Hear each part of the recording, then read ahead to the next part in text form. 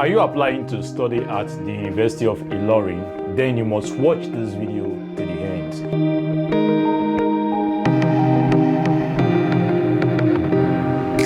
Hi guys, welcome to the Studentship YouTube channel. In this video, I will walk you through how you can pass the University of Ilorin post-UTME exam. As you should know, every year over 100,000 students apply to study at UNILORIN. Among all the universities in Nigeria, UNILORIN has the highest number of applicants. So therefore, admission at the University of Ilorin is highly and extremely competitive. But then this is not to make you scared or afraid that you're not going to get admission. Thousands of students still get to study their dream course at the University of Ilorin.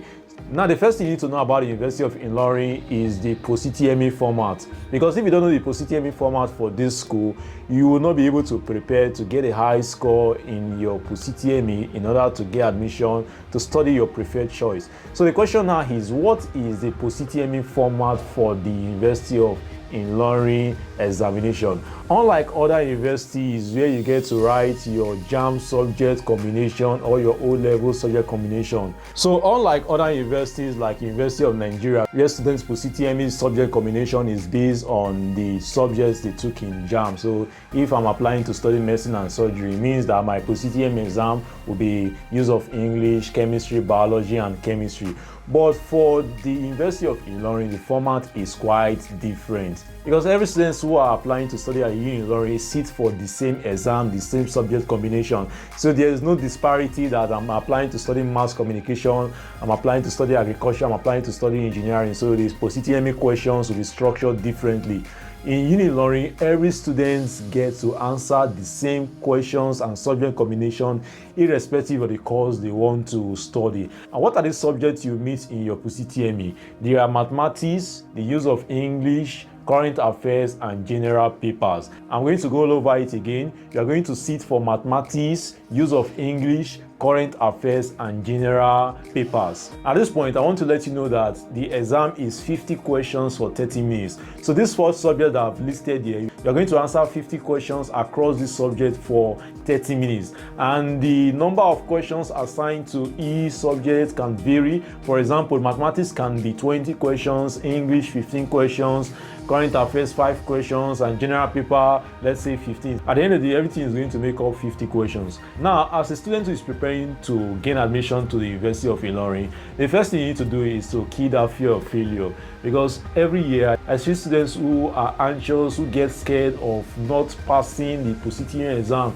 They already have this negative mindset, this negative thought that they are not going to gain admission. You see, when you have such negative thought, it's going to affect your preparation, and on the day of the examination, you will not be focused enough to put in your best to get a high score to get admission to the University of Ilorin. When you have a good JAM score and you have the right O-level subject combination, this is when you can develop the confidence to pass this exam. So you need to determine your chances of admission based on your O-level and JAM subject combination. The O-level is straightforward. It means that you need 5 credit units in relevant subjects. So if you're applying to study nursing science, it means that you need mathematics, chemistry, biology, physics, and use of English in your WAEC or your NECO result. But then most students do not really have problem with these subject combination for the O-level. But if you have any confusion on the right O-level for the subject you want to study at UNILORIN, let me know in the comment and I will give you the best advice. Now, when we're talking about JAM score, your JAM score is what really determines your chances of admission, because it makes up half of the percentage for your aggregate score. So if you have a low JAM score, it means that it reduces your chances for admission, because at the end of the day, you get a low aggregate score. You should not make this mistake of applying to a course with a very low JAM score. You see students who want to study an engineering course at UNILORIN, applying with 170 in JAM. Such students probably should go for a state university or a polytechnic. So your JAM score is very, very important. It's necessary that your JAM score complements the scores you want to study.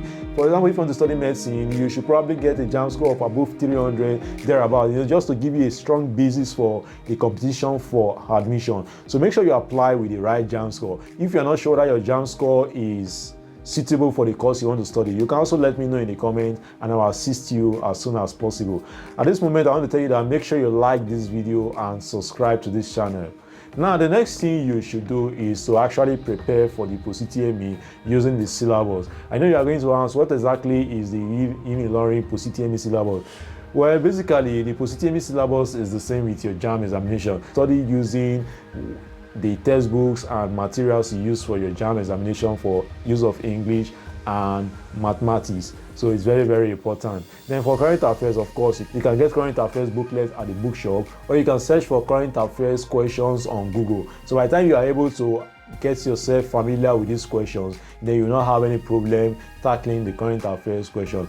And for you to also prepare for this post-UTME exam, you need to study the past questions. There are past questions that will help you to determine your level of preparations. Now, I'm not saying you should get this past question and start cramming them, trying to memorize the answer, because of course, probably you might not come across such questions on the day of your examination. So whatever you see in the past question, try to get an understanding, know why the option is the right answer in that past question booklet. So make sure you study your past question, use it as a guide, use it to determine your level of preparation. By the time you are able to answer most of the questions in the past question without any challenge, it means that you are on the right path, you are ready to sit for the post-UTME exam. Now, many students usually ask, where do I get this past question? Well, of course, you can get it from the university campus, or if you don't live in Kwara State, you can go to a major bookshop in your city to get these past questions. Now, after getting this past question, another thing you must do is to keep yourself updated with UNILORIN post-UTME news, because it is one thing to apply to school, it's another thing to get in relevant informations. You can join my Facebook group using the link in the description of this video. I also recommend you join other Facebook groups that are for UNILORIN aspirants and students. You're going to get fast and reliable information. So these are some of the things you can do to really prepare for your post-UTME exam. But most importantly, make sure that you get yourself familiar with the exam format using the past questions. It is my utmost desire that you gain admission to study your preferred course. So make sure you like this video and subscribe to this channel, because here on the Studentship YouTube channel, I share a lot of videos that are helpful to students, both students who are seeking admission and students in school. Very soon you become a university student, and there are many of my contents you are going to enjoy being an undergraduate student. If you have any questions or need further clarifications, do let me know in the comments, and I'm going to assist you as soon as possible. I wish you success in your examination.